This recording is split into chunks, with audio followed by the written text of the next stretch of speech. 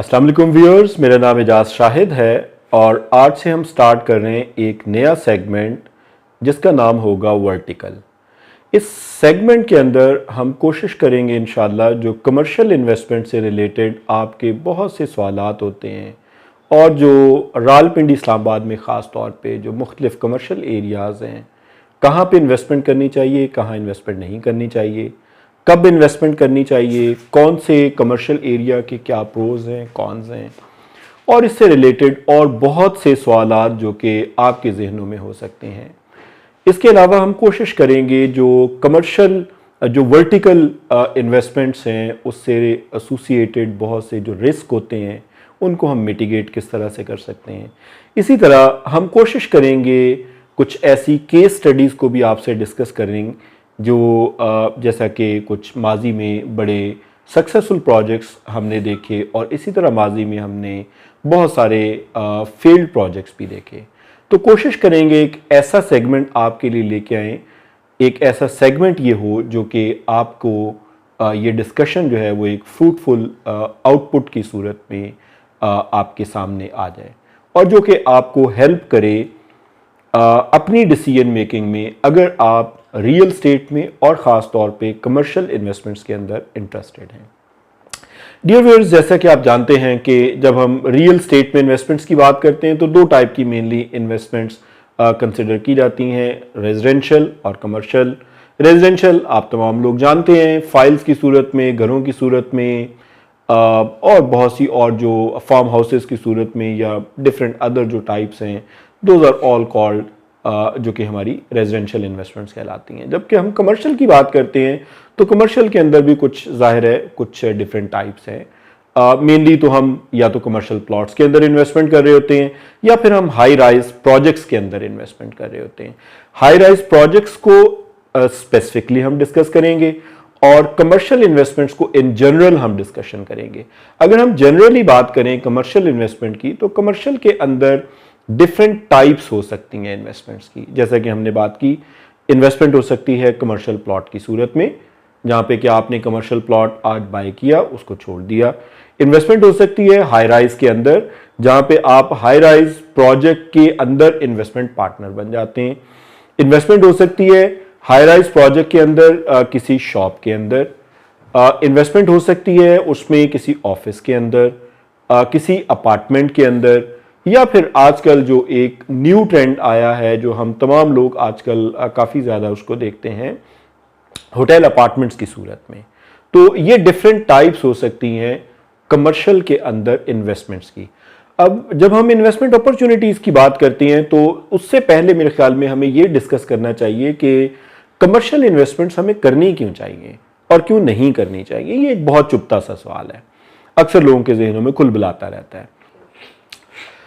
तो व्यूअर्स, सबसे पहले तो हम ये डिस्कस करते हैं कि हमें कमर्शियल प्रॉपर्टीज़ में इन्वेस्टमेंट्स क्यों करनी चाहिए।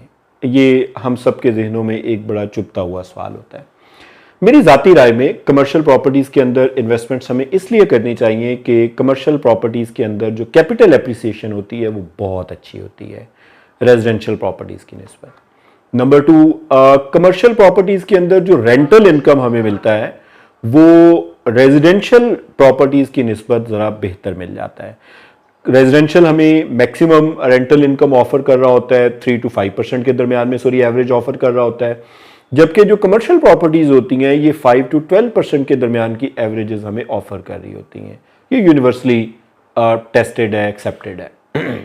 इसी तरह जब हम कमर्शियल प्रॉपर्टीज़ के अंदर इन्वेस्टमेंट्स करते हैं तो यहाँ पे जो हमारी ऑक्यूपेंसी होती है इसमें ये लॉन्ग टर्म ऑक्यूपेंसीज होती हैं, हमारी लॉन्ग टर्म लीजेज होती हैं। आप समझ सकते हैं आज में अगर मैंने एक जगह पे बिजनेस स्टार्ट किया तो जाहिर है मेरी कोशिश होगी कि मैं अपनी प्लेस ऑफ बिजनेस को एक लंबे अरसे के लिए कैरी करूं, मैं बार बार उसको शिफ्ट नहीं करना चाहूँगा। जाहिर सी बात है, ये एक बिजनेस का बेसिक रूल है। तो जो ऑक्यूपेंसी होती है वो लंबे अरसे के लिए होती है, जो हमें रेंटल्स मिल रहे होते हैं वो जाहिर है कंपैरेटिवली अच्छे मिल रहे होते हैं। फिर जो एक बहुत बड़ा रेजिडेंशियल प्रॉपर्टीज़ के अंदर एक पेन होता है, हमें बहुत से व्यूअर्स जो है वो इस बात को एग्री करेंगे कि जब भी कोई टेनेंट छोड़ के जाता है तो हमें बहुत ज़्यादा जो उसकी रिपेयर एंड मेंटेनेंस के ऊपर एक बहुत ज़्यादा हमें पैसा खर्च करना होता है। जबकि हम जब कमर्शियल प्रॉपर्टीज की बात करते हैं तो कमर्शियल प्रॉपर्टीज में रिपेयर एंड मेंटेनेंस हमारी जो होती है वो वे लेस देन रेजिडेंशियल प्रॉपर्टीज होती है। अक्सर औकात तो ये होता है कि अगर आपने अपनी प्रॉपर्टी किसी ब्रांड को दी है तो यूजली उसकी जितनी भी जो उसका फिनिश है, उसका फर्निश है, वो सारा कुछ जो होता है वो जो किराएदार होता है उसके जिम्मे होता है।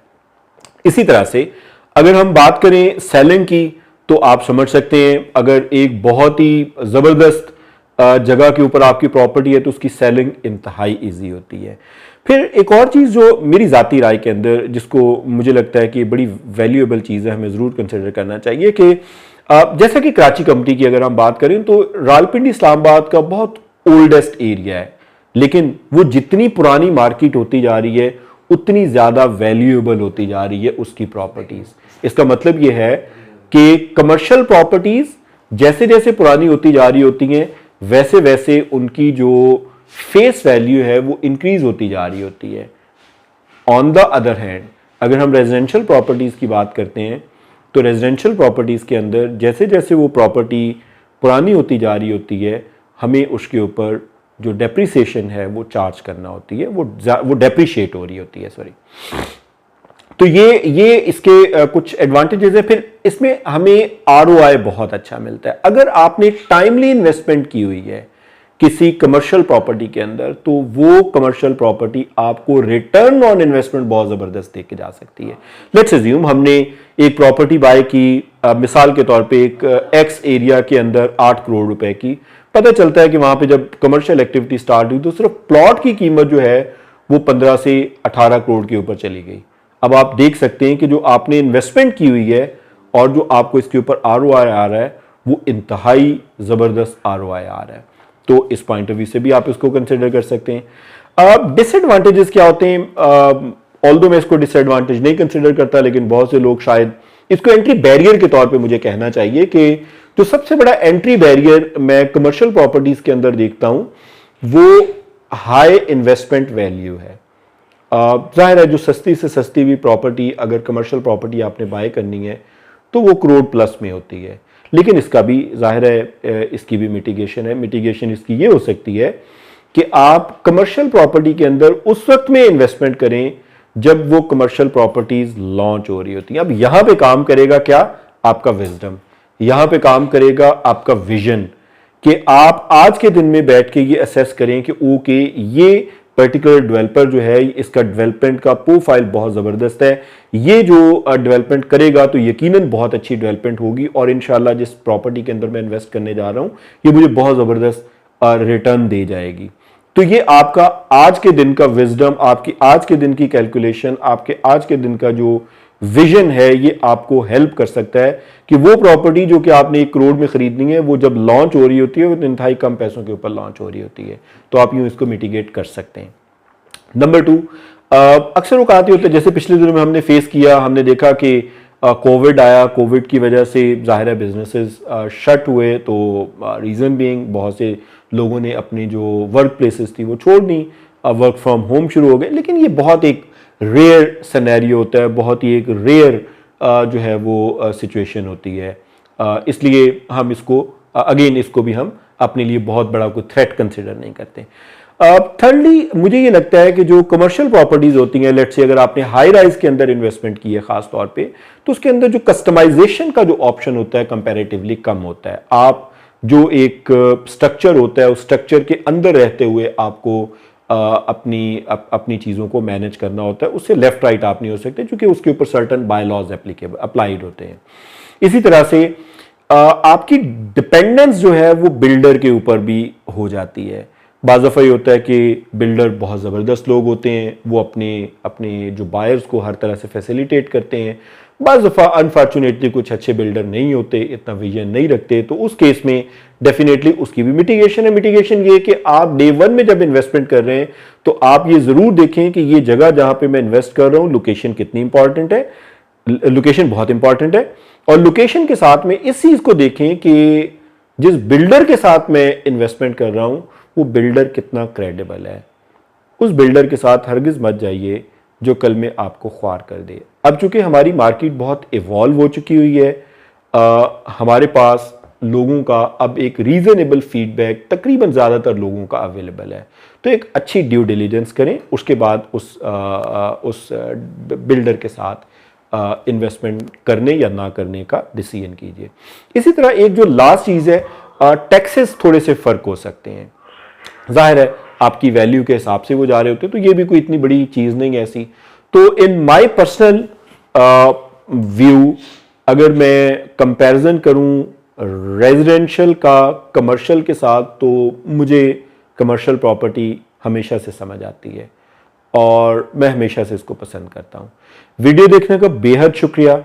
मुझे उम्मीद है ये एक इंतहाई बुनियादी वीडियो जो है वो आपको पसंद आई होगी। मज़ीद जो आगे आने वाले टॉपिक्स हैं वो बहुत ही इंटरेस्टिंग टॉपिक्स होंगे। कुछ आपके जहनों में भी टॉपिक्स होंगे यकीनन। प्लीज़ कमेंट बॉक्स में उन टॉपिक्स के बारे में ज़रूर लिखिएगा। इंशाअल्लाह इस सीरीज़ की अगली वीडियो के साथ बहुत जल्द आपके साथ हाजिर होंगे। अपने दोस्तों के साथ, फैमिली मेंबर्स के साथ इस चैनल को, इस वीडियो को शेयर करना, लाइक करना मत भूलिएगा। अस्सलाम वालेकुम।